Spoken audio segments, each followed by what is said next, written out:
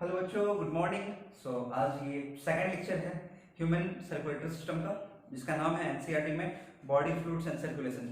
तो हम लोगों ने फर्स्ट लेक्चर अटेंड कर रखा है, हम लोगों ने फर्स्ट लेक्चर किया था। अगर आप नहीं देखे हैं तो डेफिनेटली उसको देखिए, क्योंकि उसके बिना समझ में नहीं आएगा, दिक्कत होगा। एटलीस्ट जो बच्चे पहले बार पढ़ रहे हैं, जो 10th to 11th मूव किए हैं, उनको दिक्कत होगी। हाँ, अगर आप 12th पास आउट, आपको बेसिक आइडिया है, तो आप यहाँ से भी कंटिन्यू कर सकते हैं। तो इस लेक्चर में हम लोग पढ़ेंगे, आज कार्डियक साइकिल को पढ़ेंगे, कंडक्शन सिस्टम के बारे में पढ़ेंगे और कुछ और बेसिक डिटेल्स के बारे में पढ़ेंगे जो चैप्टर में आता है। तो फर्स्ट लेक्चर में हम लोग अभी तक पढ़ रखे हैं हार्ट का इंटरनल स्ट्रक्चर। ओके, उसके बाद हम लोग पढ़ लिए थे कि कैसे सर्कुलेशन होता है, कैसे वेंट्रिकल से ब्लड जाता है लंग्स में, फिर वापस लेफ्ट एट्रियम में आता है, फिर लेफ्ट वेंट्रिकल से ब्लड जाता है। वो वीडियो जरूर देखेंगे आप। उसके बाद हम लोग पढ़े थे उसमें हार्ट के चैम्बर्स जो डिफरेंट एनिमल्स में होते हैं, 2 chamber heart, 3 chamber heart, 4 chamber heart, ये हम लोग कर लिए हैं। और हम लोग पढ़े थे types of circulation pattern. Circulation pattern के 2 टाइप्स होते हैं, क्लोज सर्कुलेटरी सिस्टम और ओपन सर्कुलेटरी सिस्टम। तो ये वीडियो आप जरूर देखेंगे।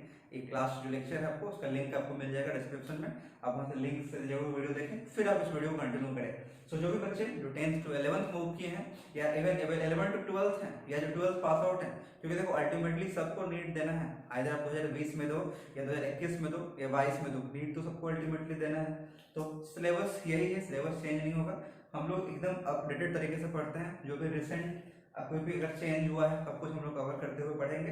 तो आपको बस फॉलो करना है, नोट्स को प्रॉपर्ली बनाना है क्लास के साथ। कोई भी डाउट हो तो कमेंट सेक्शन में पूछें, या व्हाट्सएप का जो ग्रुप है ग्रे मैटर का, उस पर आप मैसेज करें, उस पर आप ज्वाइन हो जाओगे और वहाँ पे आप डाउट्स पूछ सकते हो फ्री ऑफ कॉस्ट। ठीक है, तो बेसिकली ये सेकंड लेक्चर है और हम लोग यहाँ पर स्टार्ट करेंगे कंडक्शन सिस्टम हार्ट से।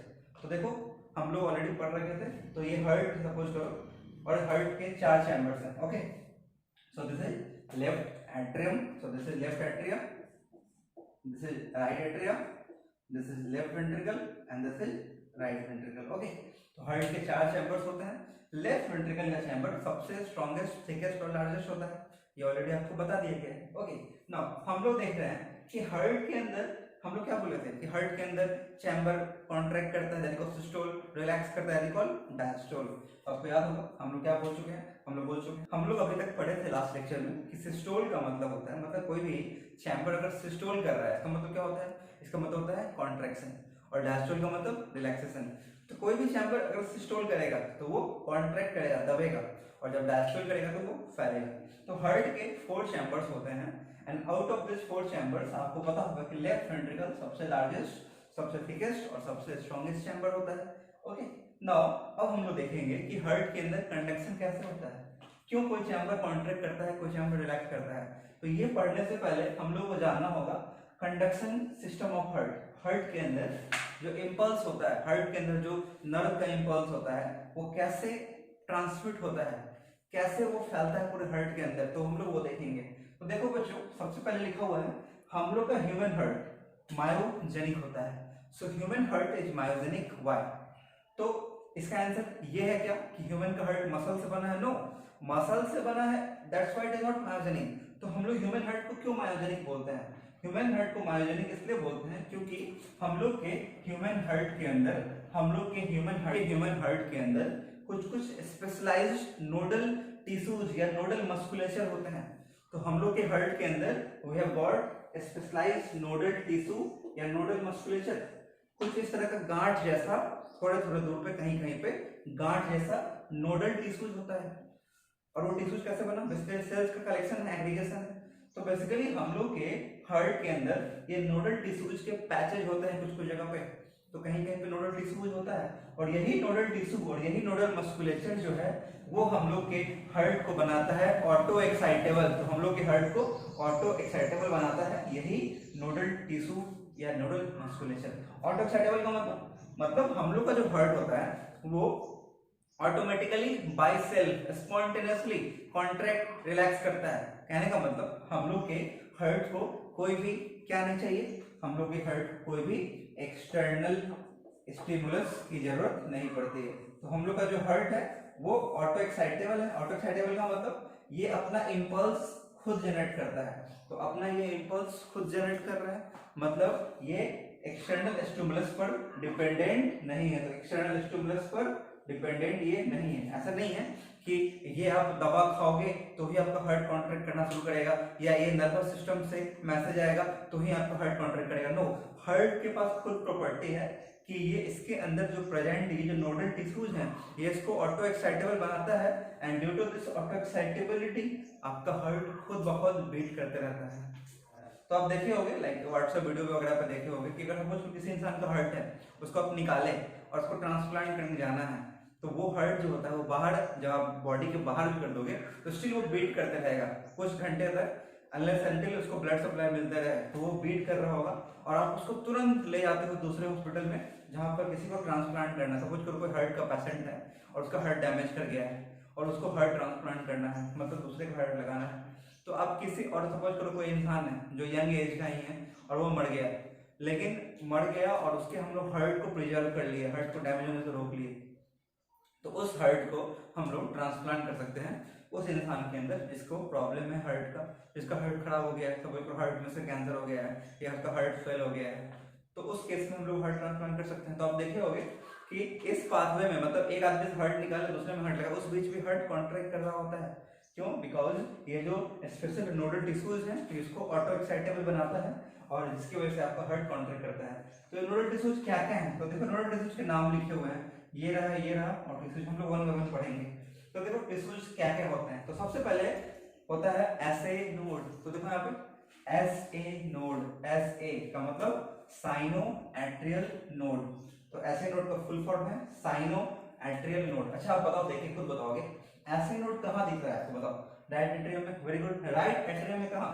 Right upper corner, very good. तो एसए नोड मिलेगा आपको कहाँ? Right upper corner of right atrium. Right atrium के ये दो पार्ट, ये लेफ्ट पार्ट, ये राइट पार्ट, राइट एट्रियम के राइट पार्ट के अपर कॉर्नर में मिलेगा।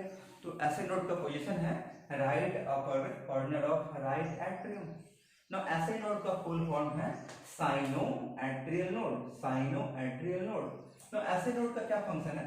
एसए नोड को हम लोग बोलते हैं, very very important question, SA node is called pacemaker of heart. SA node को हम लोग बोलते हैं पेस मेकर ऑफ हार्ट। क्यों? क्योंकि एसए नोड ही बेसिकली रिस्पॉन्सिबल होता है हार्ट के मेन कंडक्शन को, मतलब हार्ट के अंदर जो बीटिंग होगा, हार्ट के अंदर जो कॉन्ट्रैक्शन होगा, रिदमिक कॉन्ट्रैक्शन होगा, हार्ट कंटिन्यू एक ही रिदम में, एक ही प्रॉपर रिदम में बीट करते रहता है अनलेस अनटिल कुछ बीमारी ना हो। तो हार्ट जो होता है वो कंटिन्यू एक कांस्टेंट रिदम में बीट करते रहता है। तो उस बीट को स्टार्ट करने के लिए और उस रिदम को मेंटेन करने के लिए जो रिस्पॉन्सिबल होता है वो क्या है? SA node. तो एसए नोड रिस्पॉन्सिबल होता है हार्ट के रिदमिक कॉन्ट्रैक्शन को स्टार्ट करने के लिए और रिदमिक कॉन्ट्रैक्शन स्टार्ट होने के बाद उसको मेंटेन करने के लिए। So that's why S A node is called pacemaker. तो पढ़ो क्या लिखा हुआ है? S A node is called pacemaker because it is responsible for initiating and maintaining the rhythmic contractile activity of heart. तो रिस्पॉन्सिबल होता है किस चीज के लिए? इनिशिएट करने के लिए और मेंटेन करने के लिए। क्या? हार्ट का rhythmic contractile activity. That's clear? Okay. Now SA node की बात करें तो एसए नोड कितना इंपल्स बनाता है? एसए नोड इंपल्स बनाता है 70 to 75 इंपल्स पर मिनट, और यही 70 to 75 इंपल्स पर मिनट जो है वो ऑलमोस्ट इक्वल है किसके? हार्ट रेट के। तो कहने का मतलब क्या हुआ? कहने का मतलब हुआ कि एसए नोड जितना बार इंपल्स ट्रिगर करेगा, देखो एसए नोड जितना बार इंपल्स भेजेगा उतने बार वो इंपल्स आगे मूव करेगा और आगे मूव करके वो फाइनली वेंट्रिकल तक पहुंचेगा। ओके, तो एसए नोड से निकला हुआ इंपल्स वेंट्रिकल्स तक पहुंचेगा और वेंट्रिकल्स ब्लड को पंप करेगा in aorta and pulmonary artery respectively. तो सो फाइनली इंपल्स वेंट्रिकल्स तक पहुंचेगा और वेंट्रिकल्स कॉन्ट्रैक्ट करेगा, और जब वेंट्रिकल कॉन्ट्रैक्ट करेगा तो ब्लड बॉडी में जाएगा। तो देखो यहाँ पर रेडियल आर्टरी यहाँ पे होता है, ओके, रेडियस बोन के ऊपर रेडियल आर्टरी होता है। मैं मार्क करके दिखा सकता हूँ आपको। So here we have got radial artery. तो आप लोग क्या करना, आप लोग यहाँ पर रेडियल आर्टरी को ऐसे पाल्पेट करो, तीन फिंगर यूज करते हैं, आप दो से करो और फिर पाल्पेट करोगे तो आपको फील होगा कि कुछ थ्रॉबिंग है, मतलब कुछ अंदर से धक्का मार रहा है लिक्विड की तरफ। ओके, तो बेसिकली क्या है? वेंट्रिकल के हर कॉन्ट्रैक्शन के रिस्पेक्ट में ब्लड जो ऑर्टा से बाहर निकलेगा वो ऑर्टा से आर्टरी में जाएगा, और आर्टरी रेडियल आर्टरी में आर्टरी है, तो रेडियल आर्टरी में आप फील कर पाओगे क्या? पल्स को। तो ये पल्स भी ऑलमोस्ट इक्वल होगा किसके? ऑलमोस्ट इक्वल किसके होगा? एसए नोड के बनाए हुए इंपल्स के इक्वल। ओके, सो जब जब ऐसे नोड इंपल्स जनरेट करेगा उतना बार आपको पल्स फील होगा, उतना बार आपको हार्ट रेट फील होगा। क्लियर? तो ऐसे नोड नॉर्मली, वैसे जो आइडियली होता है 60 to 100 इंपल्स जनरेट करता है, जो कि आप पढ़ोगे मेडिकल कॉलेज जाके, बट आपके एनसीईआरटी में जो लिखा है तो 70 to 75 इंपल्स जनरेट किया, एंड ये 70 to 75 इंपल्स जनरेट होगा वो ऑलमोस्ट इक्वल है किसके, हार्ट रेट के, and it is almost equal to pulse rate. तो नॉर्मल रेंज क्या होता है हम लोग अगले स्लाइड में पढ़ेंगे। ठीक है, नाउ ऐसे नोड से निकला हुआ इंपल्स फाइनली एवी नोड में आएगा। तो देखो एवी नोड में आएगा, लेकिन ऐसे नोड और एवी नोड के बीच में we have got something and they are called internodal fibres. Inter मतलब बिटवीन, नोडल मतलब दो नोड्स के बीच फाइबर्स। तो ऐसे नोड से इंपल्स निकलेगा वो इंटरनोडल फाइबर्स में जाएगा, फिर वो फाइनली एवी नोड पहुंचेगा। ना एवी नोड की बात करें तो A for atrio, V for ventricular. तो एवी नोड का मतलब atrioventricular node, atrioventricular node. अब बताओ एवी नोड कहाँ दिख रहा है आपको? तो पहली बात ये राइट एट्रियम है, ये चैम्बर क्या है, राइट एट्रियम, ये है लेफ्ट एट्रियम। तो ये राइट एट्रियम के अगर हम दो पार्ट करें इमेजिनरी, तो राइट एट्रियम के लेफ्ट पार्ट में, और कहाँ है ये, लोअर लेफ्ट। तो एवी नोड का पोजीशन है lower left corner of right atrium, right atrium के लोअर लेफ्ट कॉर्नर में। ओके, नाउ एवी नोड को हम लोग बोलते हैं pacesetter of heart. AV node को हम लोग बोलते हैं पेस सेटर। पेस मेकर क्या था, ऐसे नोड। पेस सेटर क्यों बोलते हैं, बिकॉज ऐसे नोड से बनने वाला इंपल्स, तो ऐसे नोड क्या कर रहा है, ऐसे नोड एक के बाद एक के बाद एक के बाद गेंद फेंक रहा है, इंपल्स फेंक रहा है। ओके, तो एक के बाद एक के बाद गेंद फेंक रहा है, वो इंपल्स जनरेट कर रहा है। तो एवी नोड को सेट करना है, इसको सेट किधर करना है, वेंट्रिकल्स की तरफ, और दोनों वेंट्रिकल में सेट करना है। So AV node is pace setter. तो पेस वहां से आया और इसको सेट करना है, कहाँ भेजना है। नाउ अब देखना पर एवी नोड के बारे में एक और पॉइंट, कंडक्शन का स्पीड मिनिमम होता है एवी नोड में। तो एवी नोड में कंडक्शन मतलब जो इंपल्स, जो सिग्नल जनरेट होता है ऐसे नोड से, वो कंडक्शन का स्पीड सबसे मिनिमम होता है ना। अब बात करें ऐसे नोड की, अगर सपोज करो एक क्लिनिकल क्वेश्चन आपके एग्जाम में आए कि ऐसे नोड अगर किसी इंसान का डैमेज हो जाएगा, अगर किसी इंसान का ऐसे नोड, जैसे ओल्ड एज होता है, तो जैसे जैसे ओल्ड एज होता है तो ऐसे नोड्स की जो एक्टिविटी होती है वो रिड्यूस होता है, ऐसा नोड कमजोर पड़ने लगता है। तो जब ऐसे नोड कमजोर पड़ेगा तो क्या दिक्कत होगा, जो इंपल्स 70 to 75 बनाता है वो नहीं बनेगा, तो वो कम बनेगा। क्लिनिकल क्वेश्चन आपके आएगा एग्जाम में कि ऐसे नोड किसी इंसान का डैमेज हो गया। तो ऐसे नोड डैमेज होने के बहुत सारे रीजन्स होते हैं, जैसे कि मान लो ओल्ड एज, तो जैसे जैसे ओल्ड एज होगा तो ऐसे नोड धीरे धीरे डिजेनरेट कर जाता है, ऐसे नोड धीरे धीरे खराब होता है। तो ऐसे नोड जब खराब हो जाएगा तो पहला क्वेश्चन, उस इंसान के साथ प्रॉब्लम क्या होगा। तो जब ऐसे नोड खराब होगा तो हार्ट रेट घटेगा। क्यों भाई, बिकॉज ऐसे नोड जब नॉर्मल था तो 70-75 बीट्स बना था, और अब हार्ट रेट घटेगा। ना आपसे पूछ सकता है कि ऐसे नोड पूरा डैमेज हो जाएगा किसी इंसान का, तो उस इंसान, क्या वो इंसान तुरंत मर जाएगा? इसका आंसर है नो, वो इंसान तुरंत नहीं मरेगा। क्या होगा, देखो आपको क्या बताया था, हार्ट के जितने भी नोडल टिश्यूज हैं, जितने भी नोडल टिश्यूज हैं, उन सब में क्या प्रॉपर्टी है, ऑटो एक्साइटेबिलिटी की। सबके अंदर ऑटो एक्साइटेबिलिटी की प्रॉपर्टी है, सब कोई अपना अपना इंपल्स खुद जनरेट कर सकते हैं। That's clear. तो ऐसे नोड अगर डैमेज हो भी जाएगा तो एवी नोड अब काम संभालेगा, तो AV node will become active. और एक्टिव, अब बोलोगे एवी नोड तो ऑलरेडी एक्टिव है, एवी नोड ऑलरेडी एक्टिव है, नो, बट अब ये मोर एक्टिव हो जाएगा in respect to SA node. SA node damage है, अब काम एवी नोड संभालेगा। बट आदमी को प्रॉब्लम होगा और आदमी का हार्ट रेट भी डिक्रीज हो जाएगा। क्यों, बिकॉज ऐसे नोड मैक्सिमम इंपल्स बनाता है, तो मैक्सिमम इंपल्स बनाने वाला डैमेज हो गया है, तो हार्ट रेट इंसान का घट जाएगा। इस इंसान को प्रॉब्लम आएगा, इसकी हार्ट में प्रॉब्लम्स होंगी, तो ये इंसान जाएगा और जब ये अपना इको करवाएगा, इको का मतलब इकोकार्डियोग्राफी, तो ये डिटेक्ट करवाएगा कि इसके हार्ट में भी प्रॉब्लम है, तो हम लोग सजेस्ट करेंगे कि आप लगवा लो क्या, आर्टिफिशियल पेसमेकर। आर्टिफिशियल पेसमेकर का मतलब आर्टिफिशियली बना हुआ पेसमेकर अपने हार्ट में लगवा लो। ओके, सो आर्टिफिशियल पेसमेकर हम लोग लगाते हैं वाया एक्जिला। तो एक्जिला, जैसे एक्जिला कहाँ किसको बोलते हो, एक्जिला के थ्रू हम लोग पेसमेकर को लगाते हैं, और इस पेसमेकर के अंदर होता है बैटरी किसका, लिथियम आयोडाइड का। तो ये लिथियम आयोडाइड की बैटरी होती है और इसके अंदर से कंटिन्यू इंपल्स निकलते रहता है और वो इंसान जिंदगी जीता है। ओके, ना तो एवी नोड के बारे में हम लोग पढ़ चुके हैं ना। एवी नोड से देखो सबसे इंपॉर्टेंट टॉपिक है, तो एवी नोड से अब क्या होता है, कुछ ब्रांचेस निकलते हैं, और इस ब्रांचेस को हम लोग बोलते हैं बंडल ऑफ हिस या AV bundle, bundle of His या एवी बंडल। तो एवी बंडल का full form atrioventricular bundle. Atrioventricular bundle को एनसीईआरटी बड़ा शानदार लाइन लिखता है। अच्छा याद करो, आप लोग को फर्स्ट क्लास में क्या पढ़ाया था? एट्रिया और वेंट्रिकल के बीच जो सेप्टम है कौन? Atrio ventricular septum. इसकी बात कर रहा हूं मैं, इस लाइन की। एट्रियो वेंट्रिकुलर सेप्टम, इधर देखिए एट्रियो वेंट्रिकुलर सेप्टम और दो वेंट्रिकल के बीच जो सेप्टम है कौन? Inter ventricular. इंटर मतलब बिटवीन वेंट्रिकुलर, तो इंटर वेंट्रिकुलर सेप्टम, ठीक है। तो क्या होता है यहाँ पर एवी नोड से कुछ आपके फाइबर्स निकलते हैं, कुछ आपके बंडल्स निकलते हैं, और ये बंडल एवी सेप्टम को दिख रहा है। देखो ये वाला ध्यान से देखो, यहाँ पे जूम करो, देखो एवी सेप्टम को ये क्रॉस कर रहा है। तो देखो यहाँ पर एवी सेप्टम को ये क्रॉस कर रहा है, और एवी सेप्टम को क्रॉस करके फाइनली इसके जो बंडल्स हैं ये फाइनली आ रहे हैं, और ये जाके कन्वर्ट करके एराइज करेंगे। कहाँ पे मिल रहे हैं बताओ? ये मिल रहे हैं आपके इंटरवेंट्रिकुलर सेप्टम पे। तो पढ़ो लिखा हुआ है क्रॉसेस एवी सेप्टम, ये और एराइज होते हैं एट इंटरवेंट्रिकुलर सेप्टम।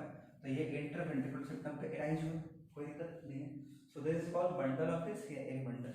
नाउ जैसे ही आपका bundle of his interventricular septum पे एराइज होगा, तो उसी समय ये एट स्टैंड दो बंडल में डिवाइड हो जाएगा। तो देखो यहाँ पर इसके दो बंडल बन जाएंगे, तो एक चला जाएगा लेफ्ट साइड में, that is called left bundle. देखो यहाँ पे जो ब्लैक लाइन अंदर में दिख रहा है, ये अंदर वाला, that is called left bundle. और एक चला जाएगा आपके राइट साइड में डिवाइड हो, that is called right bundle. तो राइट बंडल और लेफ्ट बंडल क्या है? Right bundle left bundle basically bundle of हिस के दो डिवीजन है, तो एक लेफ्ट साइड में गया और एक राइट साइड में गया। नाउ ये जो आपका लेफ्ट और राइट बंडल है, ये लेफ्ट और राइट बंडल के ऊपर थोड़े थोड़े देखो ये प्रोजेक्शंस निकलेंगे, एक फाइबर लाइक प्रोजेक्शन निकलेगा, कांटा जैसा दिख रहा है, तो एक कांटा जैसा प्रोजेक्शन दिख रहा है लेफ्ट और राइट बंडल पे, and this projections are called Purkinje fibre. So this projections are called Purkinje fibres. ये पर्किंजे फाइबर्स कहां मिलेंगे? तो आपको याद करो, पहले क्लास में क्या होता था? वेंट्रिकल्स का वॉल थोड़ा थिक होता है, वेंट्रिकल का वॉल थोड़ा मोटा होता है, तो वेंट्रिकल वॉल में ये पर्किंजे फाइबर धंसे हुए होते हैं, एम्बेडेड होते हैं। तो देखो क्या लिखा हुआ है? Purkinje fibre are embedded in the wall of ventricles. Okay, now Purkinje fibre की एक और खासियत है कि सबसे ज्यादा कंडक्शन का स्पीड होता है पर्किंजे फाइबर में। तो maximum conduction speed Purkinje fibre, minimum conduction speed AV node, maximum impulse कौन जनरेट करता है? ऐसे नोड। ओके, तो इसको तो इसका मतलब क्या हुआ? इसका मतलब हुआ कि इस तरह से आपका कंडक्शन का पाथवे होता है। तो पाथवे को लिखो, तो सबसे पहले क्या है बताओ?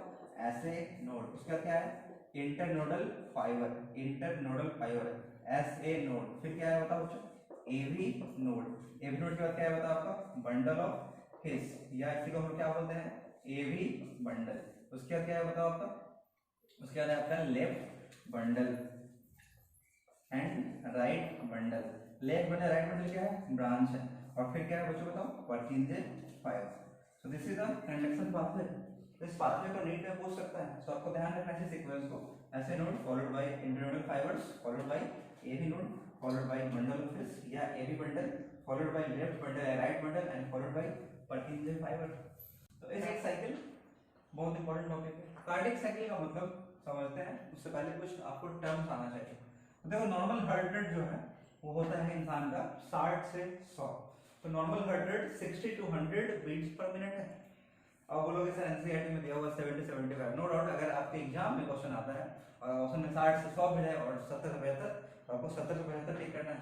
तो 60 to 100 बीट्स पर मिनट है, और यहीं पे लिख सकते हैं एनसीईआरटी में है ये 70 to 75 beats per minute NCERT में। तो हम लोग एज जनरल पढ़ रहे हैं, कभी भी ऐसा नहीं होगा दोनों ऑप्शन एक साथ आएगा। तो हार्ट रेट जो होता है आदमी का वो होता है 60 to 100 बीट्स पर मिनट। और अब बात करेंगे कि अगर हार्ट रेट 100 से ज्यादा हो, अगर आपका हार्ट रेट 100 से ज्यादा हो या 60 से कम हो, तो हम लोग क्या बोलेंगे? तो हार्ट रेट अगर आपका 100 से ज्यादा है that is called tachycardia. Tachycardia, T for तेज, तो आप याद रखना टैकीकार्डिया है। तो टैकीकार्डिया में आपका हार्ट रेट 100 से ज्यादा हो जाएगा।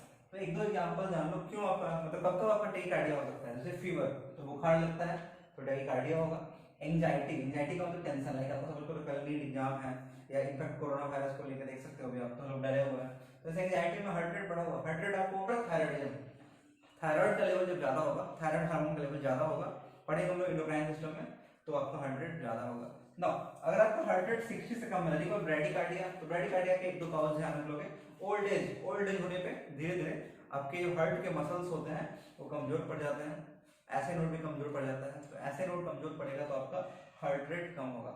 नाउ नेक्स्ट हाइपो, हाइपर में हार्ट रेट बढ़ेगा और हाइपो में हार्ट रेट कमेगा। तो हाइपोथायरॉयडिज्म, थायराइड हार्मोन्स का लेवल ब्लड में अगर घटेगा तो हार्ट रेट भी घटेगा।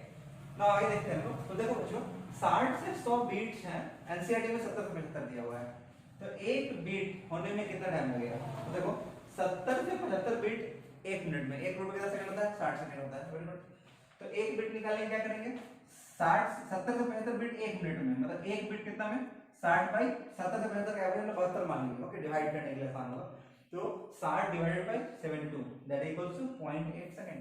इसका मतलब ना इस 0.8 सेकंड की बात करें तो इस 0.8 सेकंड को हम लोग देखेंगे कि एक्चुअली देखो यहाँ पर एक्चुअली क्या है कि आपके हार्ट के 4 चैम्बर्स हैं। ओके, आपको पता होना चाहिए कि हार्ट का जो चारों चैम्बर है, तो कोई चैम्बर सिस्टोल करेगा, कोई डायस्टोल करेगा, तो चारों के चारों चैम्बर कभी सिस्टोल करेंगे और डायस्टोल करेंगे। तो आपको टाइम एग्जैक्ट याद रखना है कि किसका टाइम कितना होता है। तो देखो यार इसका ट्रिक क्या है? ट्रिक यही है, ध्यान सुनोगे। इसका ट्रिक यही है कि सिस्टोल साथ साथ बस। तो आप क्या करोगे, एग्जाम में लाइक क्वेश्चन आया आपको और एक क्वेश्चन आया डायरेक्टली एट्रियल डायस्टोल कितना देर का होता है, तो आपको ट्रिक ये लगाना है कि सिस्टोल साथ साथ, मतलब सिस्टोल को एक तरफ लिखोगे तो बच गया क्या? डायस्टोल एक तरफ। और अब सिंपल सा कॉन्सेप्ट है, सिस्टोल साथ साथ है, तो जब भी आप हार्ट का चैम्बर का नाम लेते हो पहले क्या लेते हो? एट्रिया लेते हो, फिर वेंट्रिकल लेते हो। तो इसके आगे एट्रिया लगा दो, इसके आगे वेंट्रिकल लगा दो, और डायस्टोल बाद में है तो फिर इसके आगे एट्रिया लगा दो, इसके आगे वेंट्रिकल लगा दो। तो सिस्टोल साथ साथ 1 3 7 5। ठीक है, तो देखो फिर से सिस्टोल साथ साथ होता है एक साथ 1 3 7 5। डिफरेंस क्या है? 1 3 5 7 होता है ऑड नंबर्स का सीक्वेंस, बट ऑड नंबर में उल्टा एक कर देना है, 1 3 5 7 की जगह 1 3 7 5 करना है। ओके, तो याद हो गया होगा। तो देखो सिंपल सा कॉन्सेप्ट है, बिना देखे बोलोगे सिस्टोल साथ साथ, तो एट्रियल सिस्टोल वेंट्रिकल सिस्टोल साथ साथ, तो 0.1 एंड 0.3 खत्म, और डायस्टोल दूर। तो अब क्या क्या बच गया मेरे पास? Atrial diastole and ventricle diastole. तो क्या बोले थे? 1 3 7 5, तो बच गया 0.7 एंड 0.5। ओके, तो ये ट्रिक है याद करने का, ऐसे याद हो गया। नाउ अब देखो जोड़ो दोनों को, तो एट्रिया का सिस्टोल और एट्रिया का डायस्टोल को जोड़ोगे तो 0.1 प्लस 0.7 कितना हो गया? 0.8 सेकंड। फिर से वेंट्रिकल का सिस्टोल और वेंट्रिकल का डायस्टोल होगा तो क्या आ गया? 0.8 सेकंड। दिख रहा है? तो दोनों का 0.8 सेकंड सम करने पे भी आ रहा है। नाउ अब आगे की कुछ टॉपिक्स जो बहुत इंपॉर्टेंट है, जो कि नीट में क्लिनिकल क्वेश्चंस आते हैं इसके, वो समझते हैं। अब हम लोग क्या कर रहे हैं? हम लोग इसको ग्राफ में बना के देख रहे हैं। ग्राफ में बना के क्यों देख रहे हैं? क्योंकि हम लोग का एक इंपॉर्टेंट कंक्लूजन निकलने वाला है, तो देखते हैं। तो देखो एट्रिया के हम लोग सिस्टम्स को, या एट्रिया का जो हम लोग कॉन्ट्रैक्शन रिलैक्सेशन है उसको हम लोग पढ़ रहे हैं। तो एट्रिया को सपोज करो ये एट्रिया है। एट्रिया क्या है? दो अपर एट्रिया है, लेफ्ट और राइट एट्रिया। तो एट्रिया में क्या किया हम लोग? 0.8 सेकंड को हम लोग बनाया इस तरह से। देखो 1 2 3 4 5 6 7 8 सर्कल है। इस सर्कल में सॉरी 8 पार्ट है ना। इस 8 पार्ट के अंदर हम लोग अब मार्किंग करेंगे। तो बताओ इन, अच्छा 8 पार्ट क्यों लिए? क्योंकि कार्डियक साइकिल 0.8 सेकंड का होता है। इसकी बात कर रहे हैं हम लोग। 0.1 0.7 कितना है? 0.8 है। तो हम लोग एट्रिया के इवेंट्स को पढ़ रहे हैं। तो एट्रिया में दो इवेंट है, एट्रिया का सिस्टोल और एट्रिया का डायस्टोल। तो बताओ एट्रिया का सिस्टोल कितना देता है? 0.1 सेकंड का। तो हम लोग 0.8 जो आपका टोटल बॉक्स है उसमें हर एक बॉक्स 0.1 सेकंड को रिप्रेजेंट कर रहा है। तो हम लोग एक बॉक्स को ब्लू कलर से रंग दिए और इसका नाम क्या है? इसका है सपोज करो ये है एट्रियल सिस्टोल। कितना टाइम का? 0.1 सेकंड का। तो एट्रिया का सिस्टोल 0.1 सेकंड का है। तो बाकी जो 7 बॉक्स है वो क्या है? Atrial diastole. कितना है बताओ? 0.7 सेकंड। तो बाकी को हम लोग व्हाइट छोड़ दिए। तो ये क्या है? Atrial diastole. तो रिपीट कर रहे हैं, एट्रिया के इवेंट सिस्टोल डायस्टोल को हम लोग एक ग्राफ में बना के देख रहे हैं। ठीक है, तो हम लोग देखें क्या? हम लोग देखें यही कि 0.1 सेकंड सिस्टोल है और 0.7 डायस्टोल। नाउ आते हैं हम लोग, सपोज करो ये वेंट्रिकल है। नाउ वेंट्रिकल्स के अंदर दो इवेंट होगा, वेंट्रिकल सिस्टोल या वेंट्रिकुलर डायस्टोल। तो देखो वेंट्रिकुलर सिस्टोल का टाइम कितना है? 0.3 सेकंड एंड वेंट्रिकुलर डायस्टोल का टाइम कितना है? 0.5 सेकंड। तो हम लोग फिर से इस वेंट्रिकल को 8 पार्ट में डिवाइड किए, 1 2 3 4 5 6 7 8 कर दिए। और हम लोग 8 में क्यों की? क्योंकि 0.8 सेकंड होता है एक कार्डियक साइकिल का टाइम। नाउ वेंट्रिकुलर सिस्टोल 0.8 में कितना है? 0.3 है। तो हम लोग 3 बॉक्स को 1 2 3 बॉक्स को हम लोग ब्लैक कर दिए, क्योंकि बिकॉज़ वेंट्रिकल का सिस्टोल है 0.3 सेकंड का। तो अच्छा आप बोलोगे सर यहीं से क्यों किए? पूछ सकते हो आप मेरे से, सर हम लोग यहाँ से क्यों नहीं शुरू किए, यहाँ से शुरू नहीं किए? क्योंकि बहुत इंपॉर्टेंट चीज है, क्योंकि कभी भी ऐसा कंडीशन नहीं होता कि आपका हार्ट का चारों चैम्बर कॉन्ट्रैक्ट एक्सेप्ट करे। कहने का मतलब क्या समझ में आया? कहने का मतलब ये है कि ये पॉइंट एट्रियल सिस्टोल है तो अगर ये पॉइंट को हम लोग वेंट्रिकुलर सिस्टोल मान देंगे तो क्या होगा बताओ? इसका मतलब क्या हो जाएगा कि इस पॉइंट के कॉरेस्पॉन्डिंग हार्ट का एट्रिया और वेंट्रिकुलर दोनों का दोनों क्या कर रहा है? सिस्टोल। ऐसा कभी नहीं हो सकता है। क्यों भाई? बिकॉज ऐसा कभी नहीं होता है, कभी पॉसिबल ही नहीं है कि आपका हार्ट का चारों चैम्बर एक साथ कॉन्ट्रैक्ट कर जाए। क्यों? अगर आपका हार्ट का चारों चैम्बर एक साथ कॉन्ट्रैक्ट कर जाएगा तो क्या दिक्कत होगा? तो सोचो पहले आंसर दो क्वेश्चन का। कोई भी चैम्बर में ब्लड घुसेगा कब? किसी भी चैम्बर में ब्लड कब घुसेगा? जब ये कॉन्ट्रैक्ट कर रहा होगा या रिलैक्स कर रहा होगा। सिंपल सी बात है, रिलैक्स कर रहा होगा। तो अगर कोई चैम्बर कॉन्ट्रैक्ट कर रहा होगा, लाइक कोई सपोज ऑलरेडी ये कॉन्ट्रैक्ट कर रहा है, तो ये कॉन्ट्रैक्ट जब करेगा तो कुछ घुसने देगा नहीं ना, तो ये बाहर की तरफ फेंक देगा, कोई भी लिक्विड घुस रहा होगा। तो जब ये रिलैक्स कर रहा होगा, जब ये फैल रहा होगा, तभी तो ये कुछ घुसने देगा अंदर में। तो कहने का मतलब है कि आपके हार्ट के ऑल 4 चैम्बर्स कभी भी एक साथ सिस्टोल में नहीं जाते हैं। तो दैट्स व्हाई हम लोग इसको यहां से शुरू किए। हार्ट का चारों चैम्बर एक साथ कभी भी सिस्टोल में नहीं जाता। कहने का मतलब क्या है? कहने का मतलब ये है कि जॉइंट सिस्टोल नाम का कोई चीज नहीं होता है। कहने का मतलब है कि जॉइंट सिस्टोल नामक कोई चीज नहीं होता है। जॉइंट सिस्टोल का मतलब ऐसा कभी नहीं होता है कि आपके हार्ट के चारों चैम्बर सिस्टोल में। हम लोग इस ग्राफ को ब्लैंक करना यहां से शुरू किए। यहां पे क्यों नहीं किए? क्योंकि जॉइंट सिस्टोल नहीं होता है। जॉइंट सिस्टोल नहीं होता है क्योंकि जॉइंट सिस्टोल अगर होगा तो हार्ट के अंदर ब्लड नहीं आ पाएगा उस टाइम में, क्योंकि सिस्टोल होगा, चैम्बर दबेगा तो लिक्विड जो आ भी होगा उसको फेंकेगा। समझ गए? चलो नाउ अब हम लोग इस वेंट्रिकुलर सिस्टोल को 1 2 3 मार्क करके तो पॉइंट 3 खत्म। अब बताओ ये 5 पार्ट क्या बच गया? Ventricular diastole.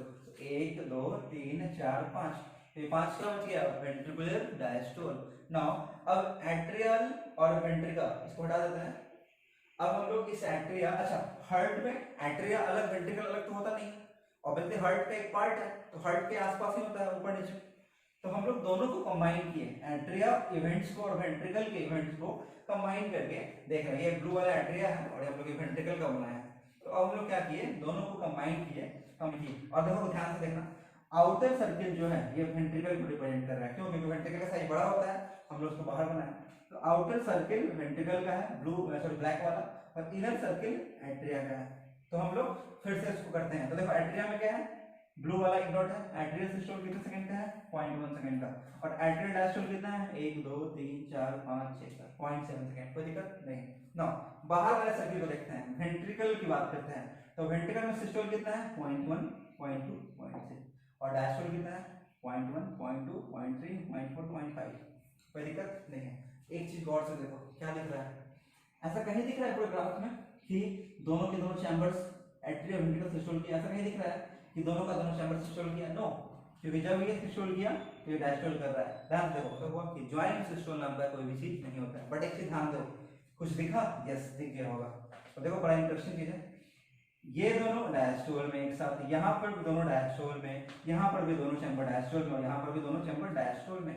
यहाँ पर एक डायस्टोल में एक सिस्टोल में, यहाँ पर एक सिस्टोल में एक डायस्टोल में। तो कहने का मतलब है ये 0.1, ये 0.2, ये 0.3 एंड ये 0.4, ये चारों मिलके 0.4 सेकंड जो है, ये 0.4 सेकंड में क्या दिखा? इस 0.4 सेकंड में हम लोग को दिखा क्या? Joint systole diastole diastole. Yes, so very very important. तो जॉइंट डायस्टोल एग्जिस्ट करता है और जॉइंट डायस्टोल का टाइम होता है 0.4 सेकंड। जॉइंट सिस्टोल एग्जिस्ट नहीं करता है। तो joint diastole 0.4 second. Joint diastole का मतलब ऐसा 0.4 सेकंड का वो टाइम जब आपका हार्ट का चारों चैम्बर रिलैक्स कर रहा है, चारों चैम्बर फैल रहा है, रिलैक्स कर रहा है, और उस टाइम में जब रिलैक्स कर रहा होता है तो उसमें ब्लड भरता है। कैसे भरता है देखेंगे अगले हम लोग स्लाइड में। तो जॉइंट सिस्टोल नहीं होता है, जॉइंट डायस्टोल होता है। टाइम क्या है? 0.4 सेकंड। तो सारा डाटा याद रख लोगे। तो 1 3 7 5 और एक नया क्या आ गया? 0.4। टोटल टाइम कितना है? 0.8। यहाँ तक कोई दिक्कत नहीं है। तो इसको देखोगे, अच्छे से पढ़ोगे ना। और कुछ टॉपिक्स जो यहाँ पे नीचे लिखे हुए हैं देखो यहाँ पर। तो सबसे पहले बात करें हम लोग, पहला है स्ट्रोक वॉल्यूम। स्ट्रोक वॉल्यूम का मतलब क्या होता है? स्ट्रोक वॉल्यूम का मतलब होता है कि आपका जो हार्ट है और जो हार्ट का वेंट्रिकल है, ये वेंट्रिकल दिख रहा है, तो आपका हार्ट का वेंट्रिकल एक कार्डियक साइकिल में या एक बीट में कितना ब्लड पंप करता है? That is called stroke volume. तो amount of blood pumped by both, दोनों मिला के नहीं, दोनों मिला के 70 जो 70 40 हो जाएगा। तो amount of blood pumped by each ventricle, मतलब लेफ्ट का अलग और राइट का अलग, that is equal to stroke volume. तो amount of blood pumped by each ventricle in a cardiac cycle या इन अ बीट, तो एक बीट में जितना ब्लड वेंट्रिकल पंप करता है that is called stroke volume. Stroke volume मतलब एक बैट्समैन स्ट्रोक लगा रहा है, स्ट्रोक मतलब कितना स्ट्रोक है उसका, चौका या छक्का कितना लगा रहा है। ओके, तो यहाँ पे स्ट्रोक हार्ट का स्ट्रोक किसके रिस्पेक्ट में होगा, रन्स के, नो, इसका स्ट्रोक होगा अमाउंट ऑफ ब्लड पंप्ड के रिस्पेक्ट में। तो 70 ml ब्लड कोई पंप करता है and that is the stroke volume.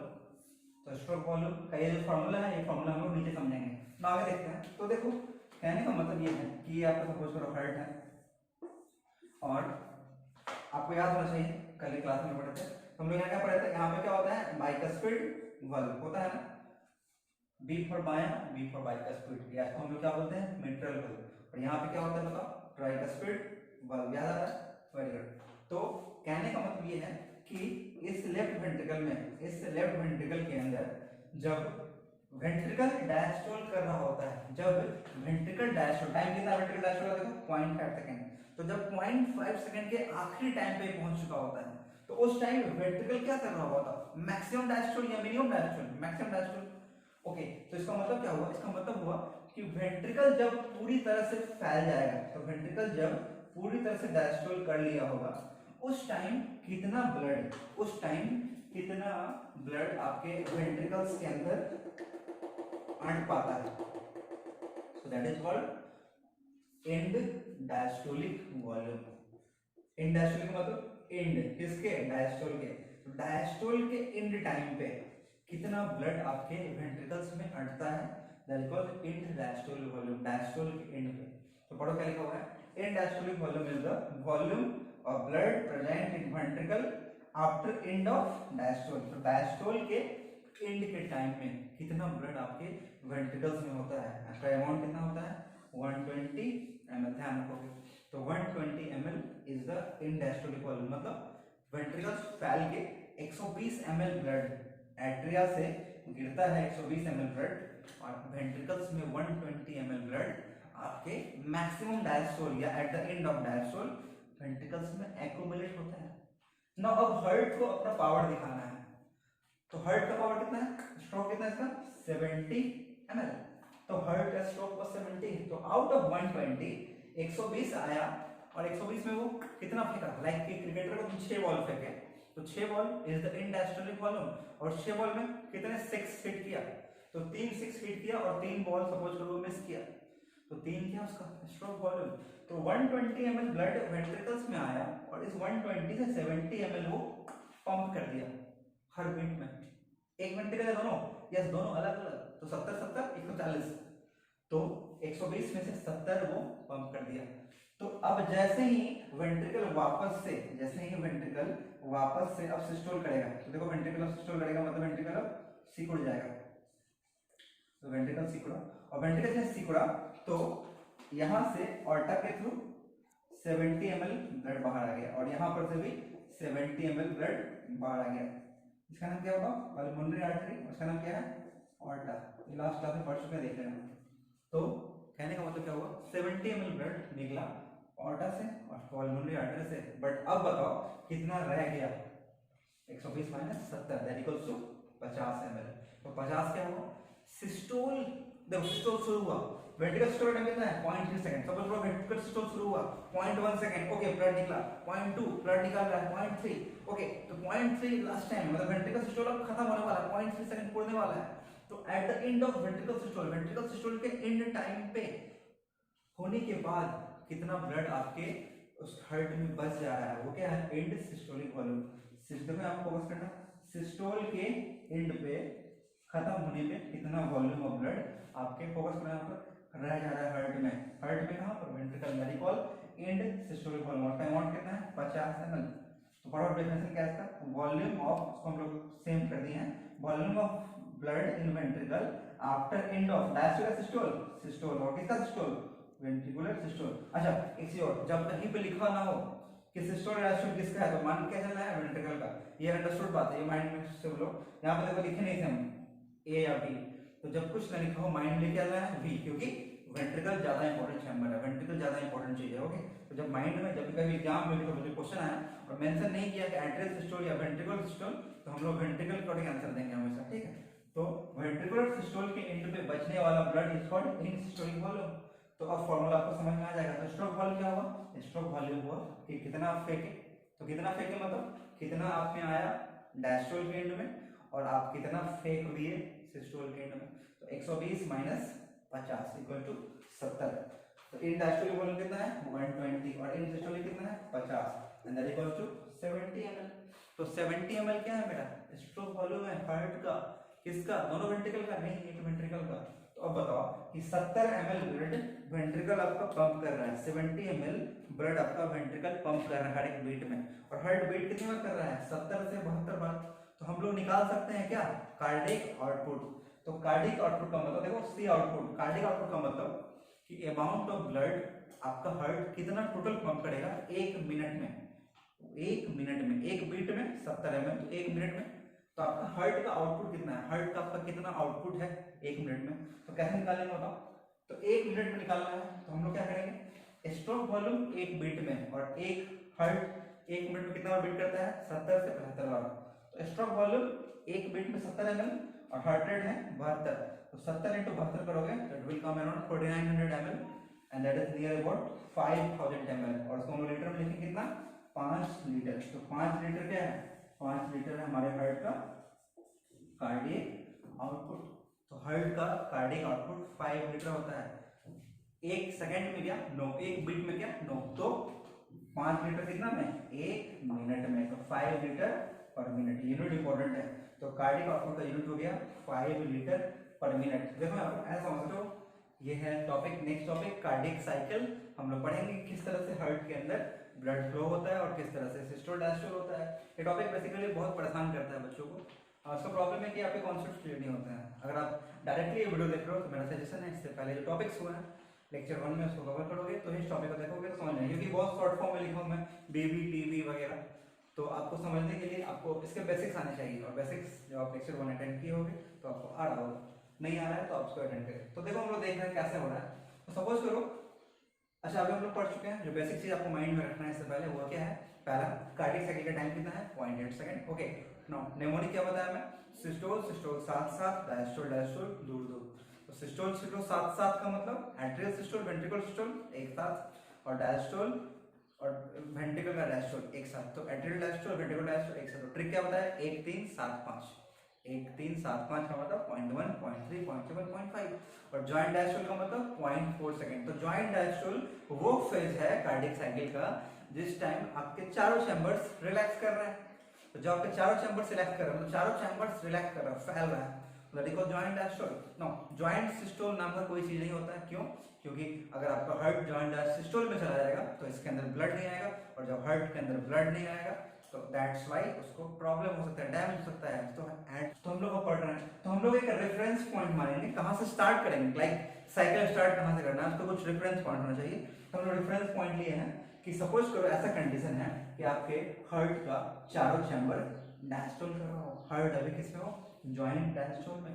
तो हार्ट के जब चारों चैम्बर्स डायस्टोल कर रहे हैं, अगर आपको याद नहीं है तो देखो इन शॉर्ट आपको ब्रीफ में बता देते हैं। आपको याद होना चाहिए क्या? ये आपका राइट एट्रियम है। राइट एट्रियम में ब्लड के 3 ओपनिंग होते हैं। एक होता है superior vena cava, inferior vena cava और कोरोनरी साइनस। कोरोनरी साइनस में वो ब्लड आएगा जो हार्ट का खुद का डीऑक्सीजनेटेड ब्लड है। सुपेरियर वेना कावा में वो ब्लड आएगा जो हार्ट के लेवल से ऊपर का डीऑक्सीजनेटेड ब्लड है, और इंफीरियर वेना कावा में वो ब्लड आएगा जो हार्ट के लेवल से नीचे का डीओ है। तो राइट एट्रियम में तीनों ब्लड आया, ओके। और लेफ्ट एट्रियम में आपको याद होना चाहिए पल्मोनरी वेन्स के 4 ओपनिंग होते हैं। तो 4 पल्मोनरी वेन है और ओपनिंग कैसा है? ओब्लिक। तो जब हार्ट जॉइंट डायस्टोल में है, जब हार्ट का चारों चैम्बर रिलैक्स कर रहा है तो अपर दोनों चैम्बर्स में ब्लड आ रहा होगा, ओके। और जब अपर दोनों चैम्बर में ब्लड आ रहा है तो उस टाइम कंडीशन क्या होता है? उस टाइम का कंडीशन देखो आप। उस टाइम ये जो मेरा बाइकस्पिड बल्ब है बाएं साइड में, और इस साइड क्या है? Tricuspid bulb. ये बाइकस्पिड बल्ब, ट्राइकस्पिड बल्ब, और यहां से क्या निकलेगा बच्चों बताओ? ऑर्टा। और यहां से क्या निकलेगा बताओ बच्चों? Pulmonary artery. तो पल्मोनरी आर्टरी और ऑर्टा में कैसा बल्ब होता है? Semi lunar bulb. Semi lunar bulb, okay. तो आपका SL भी कर दो उसको, ठीक है ना। तो जब आपका हार्ट जॉइंट डायस्टोल में है, जब आपका हार्ट जॉइंट डायस्टोल में है, तो बताओ कोई भी वाल्व क्यों खुलता है? जब प्रेशर बढ़ता है। अभी आपका हार्ट जॉइंट डायस्टोल में है, जब हार्ट का चारों चेंबर डायस्टोल में है तो प्रेशर बन रहा है क्या? नहीं ना, तो सारे के सारे वाल्व्स क्लोज रहेंगे। तो पढ़ो ऊपर करेंगे, all 4 chamber of heart is in joint diastole. और जब जॉइंट डायस्टोल में है तो एसआईडी का मतलब सेमी लुनार वाल्व दो जगह होता है, कहाँ? पल्मोनरी आर्टरी में और ऑर्टा में।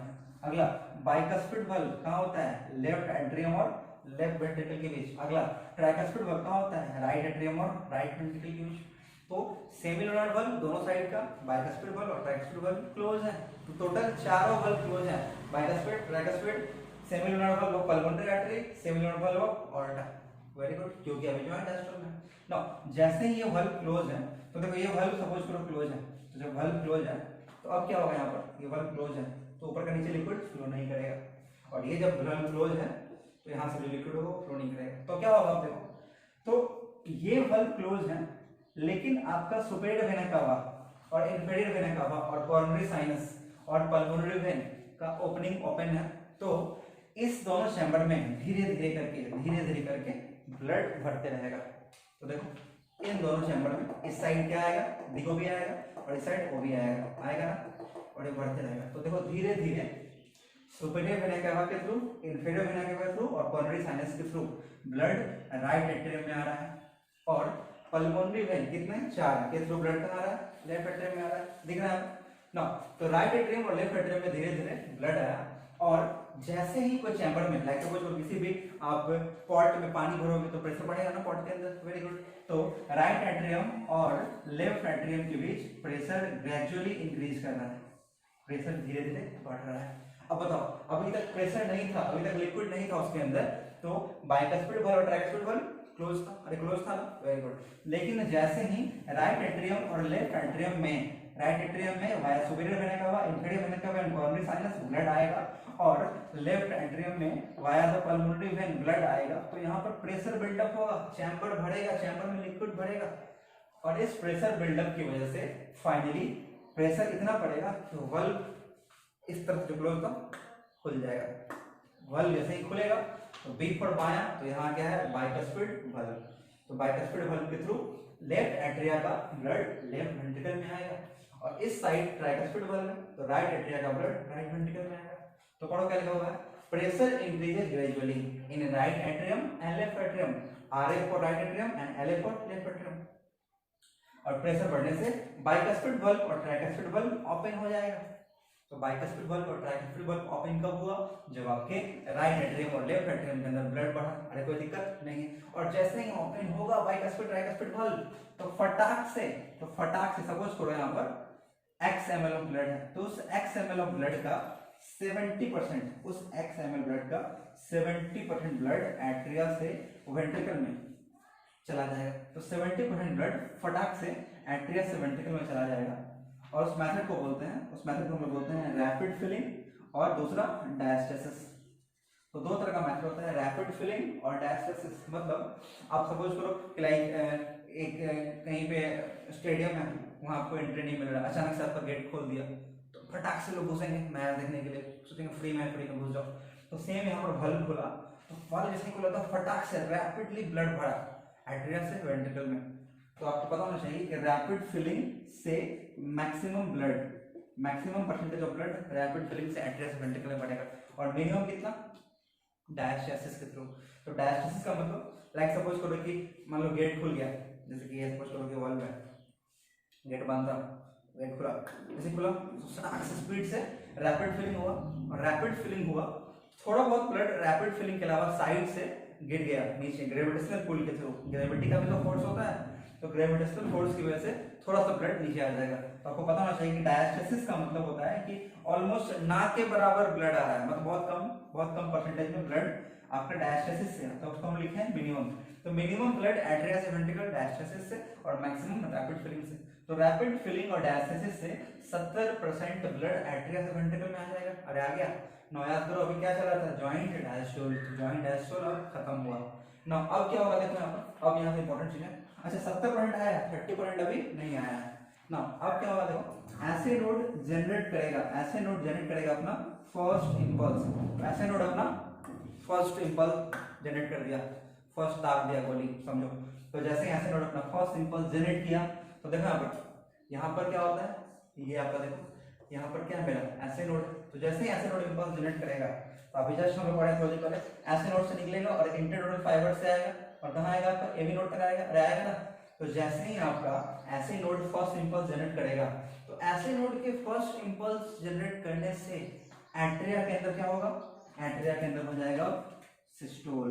तो एट्रिया हो जाएगा सिस्टोल, या फिर एट्रिया सिस्टोल का टाइम कितना होता है, सिस्टोल सिस्टोल साथ साथ डायस्टोल डायस्टोल दूर दूर, तो 0.1 सेकंड होता है। तो ऐसे नोड के इंपल्स जनरेशन से एट्रिया सिस्टोल करेगा। अच्छा ये बताओ एट्रिया सिस्टोल किया, अब आंसर देना क्वेश्चन का, ऑल्दो तुम लोग लेवल का नहीं है बट तुम जो आंसर दो, दो एट्रिया है लेफ्ट और राइट, तो बताओ कौन सा एट्रिया पहले सिस्टोल करेगा, कौन सा एट्रिया पहले कॉन्ट्रैक्ट करेगा, राइट या लेफ्ट, राइट करेगा। क्यों भाई, बिकॉज ऐसे नोड किसके पास है, राइट एट्रियम में है, तो इससे निकला हुआ सिग्नल राइट एट्रियम में पहले फैलेगा, तब तो थोड़ा सा लेफ्ट एट्रियम में जाएगा फैल के, गेटिंग अ पॉइंट।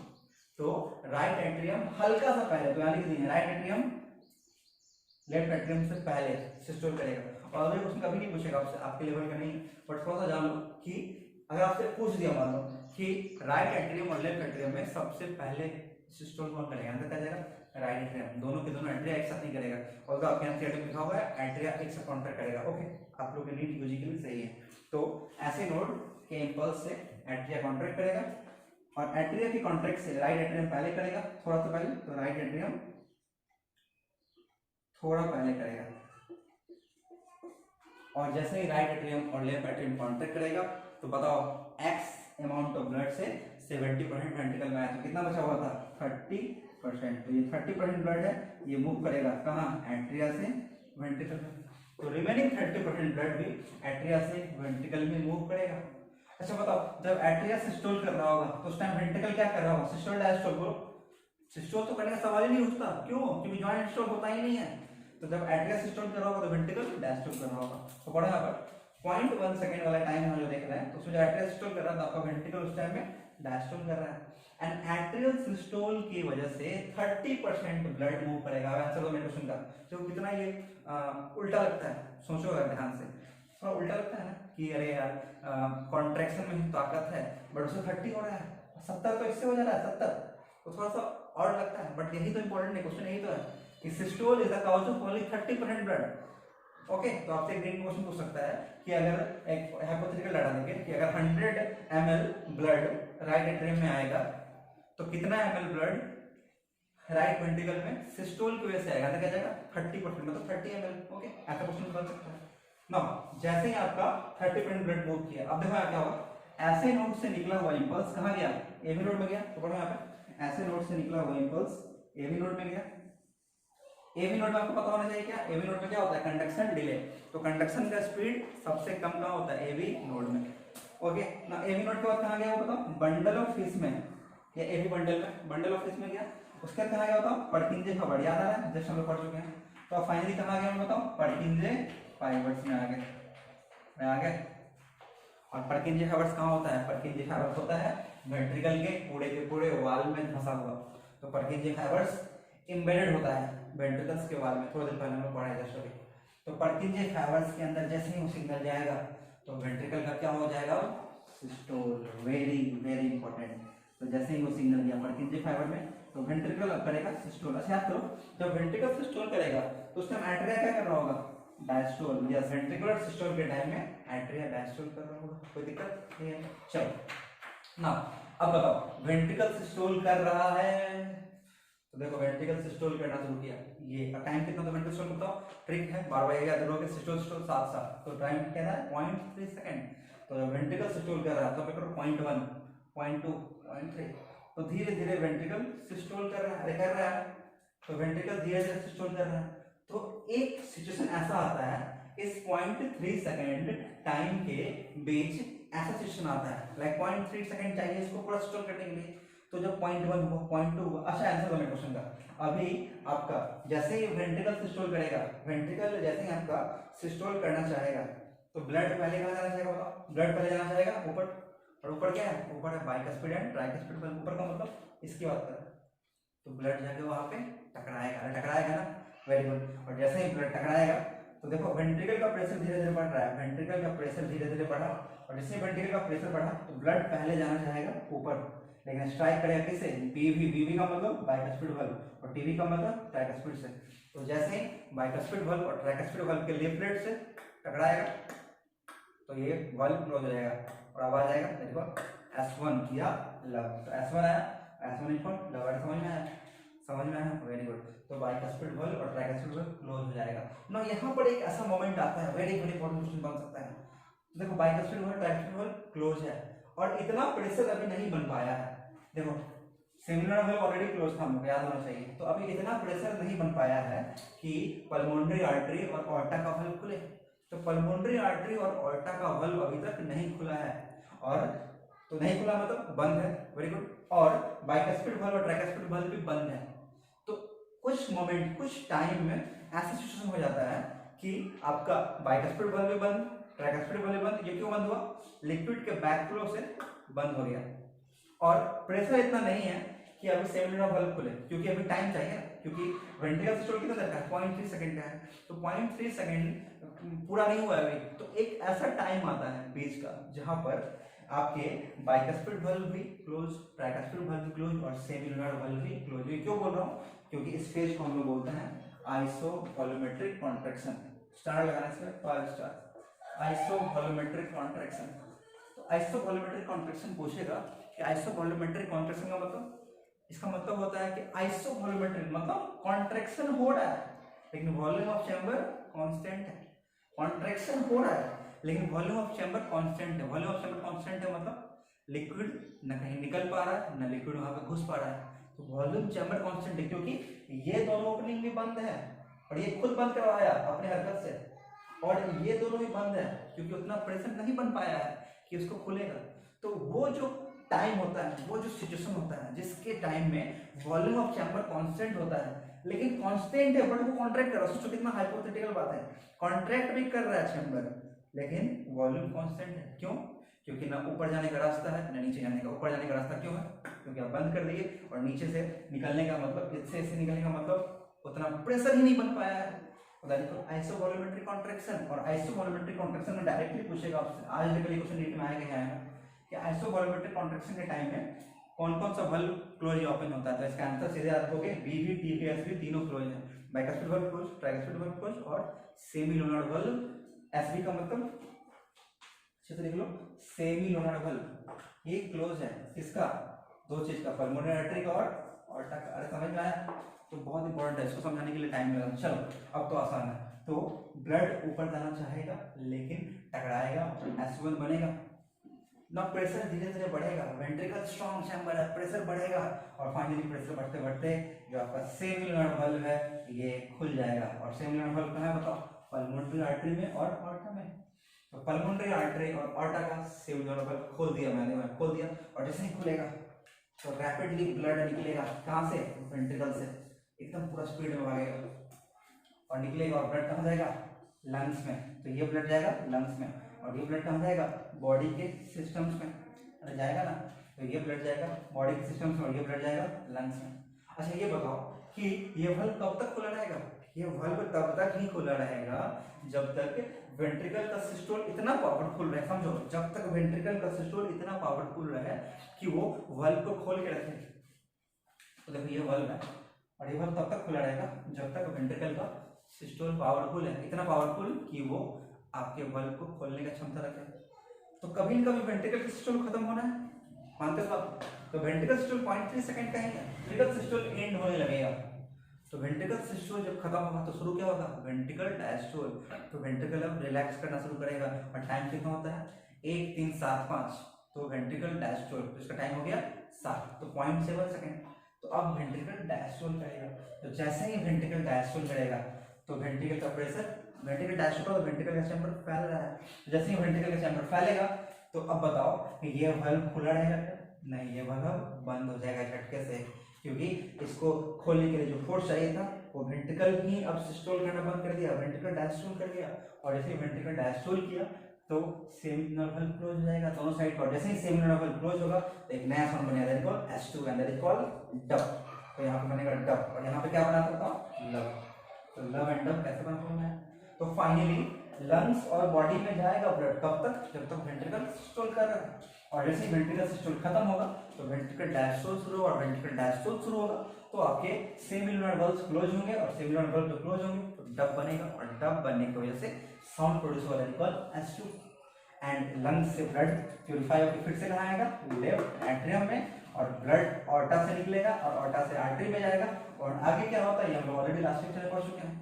तो इस तरह से आपका कार्डियक साइकिल चलते रहता है। तो यही इवेंट्स कंटिन्यू रिपीट होता है, हर 0.8 सेकंड पे रिपीट होता है। तो कार्डियक साइकिल का मतलब होता है कि जितने भी इवेंट्स होते हैं, कार्डियक साइकिल का मतलब होता है all event taking place in 0.8 second. तो 0.8 सेकंड के टाइम में जितने भी इवेंट्स हो रहे हैं, इवेंट्स क्या क्या हो रहे हैं, atrial systole, atrial diastole, ventricle systole, ventricle diastole and joint diastole.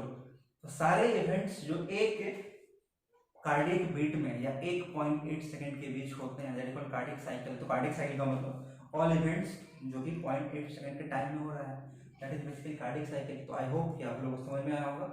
तो basically do like the channel, subscribe करें और मैक्सिमम लोगों को शेयर करें, क्योंकि टॉपिक टफ होता है। और आप बेहतरीन बिल्कुल कमेंट बॉक्स में बताएं कि कैसा लगा। सो हम लोग आगे की चीज़ फर्दर नेक्स्ट सेक्शन में पढ़ेंगे। Thank you.